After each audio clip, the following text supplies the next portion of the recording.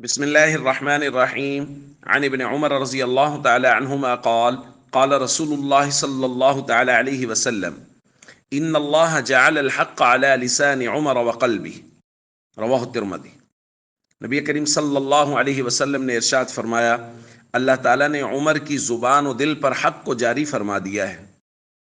دوستو، جیسا کہ ہم کل کے درس میں پڑھ چکے کہ سیدنا عمر رضی اللہ تعالیٰ عنہ کی شخصیت وہ الہامی شخصیت ہے، اسی لیے نبی کریم صلی اللہ علیہ وسلم نے فرمایا کہ اللہ نے عمر کی زبان پر بھی حق کو جاری کر دیا، یعنی عمر جو بولتا ہے وہ بھی حق ہے، اور دل پر بھی حق کو جاری کر دیا کہ عمر جو سوچتا ہے وہ بھی حق ہے۔ اسی لیے نبی کریم صلی اللہ علیہ وسلم کے مبارک زمانے میں بھی اور آپ کے زمانہ کے بعد بھی حضرت عمر رضی اللہ تعالیٰ عنہ نے جو فیصلے کیے، جو باتیں کی، وہ تمام کے تمام مسائل میں وہ سند ہیں، چونکہ نبی کریم صلی اللہ علیہ وسلم نے فرما دیا ہے کہ عمر جو بولے گا وہ بھی حق ہوگا، عمر جو سوچے گا وہ بھی حق ہوگا۔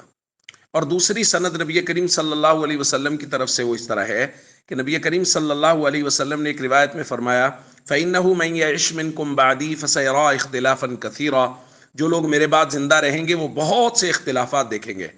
پھر فرمایا فَعَلَيْكُمْ بِسُنَّتِي وَسُنَّتِ الْخُلَفَاءِ الرَّاشِدِينَ الْمَهْدِيِّينَ، جب اختلافات کا زمانہ دیکھو پھر میرے اور خلفائے راشدین کے طریقے کو لازم پکڑو، یعنی میری سنت پر عمل کرو اور خلفائے راشدین جو ہدایت یافتہ ہیں ان کی سنت پر عمل کرو۔ تو دوستو، حضرت عمر رضی اللہ تعالیٰ عنہ بالخصوص اور خلفائے راشدین بالعموم، ان کے لیے نبی کریم صلی اللہ علیہ وسلم کی طرف سے یہ سند جاری ہے۔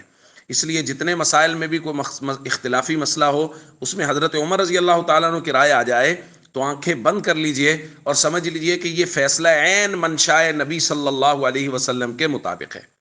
تو جب حضرت عمر رضی اللہ تعالیٰ عنہ کی بات ماننا انتہائی ضروری ہے اور ان کی بات حق ہے، تو جو لوگ حضرت عمر رضی اللہ تعالیٰ عنہ کی شخصیت کو ہی نہیں مان رہے،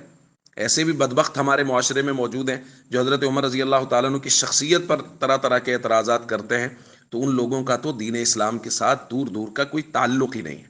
اس لیے ہم سب کو چاہیے بہت زیادہ محبت کریں صحابہ اور اہل بیت سے، اور ہمیشہ ان کے کیے ہوئے فیصلوں پر دل و جان سے یقین رکھیں۔ السلام علیکم ورحمۃ اللہ وبرکاتہ۔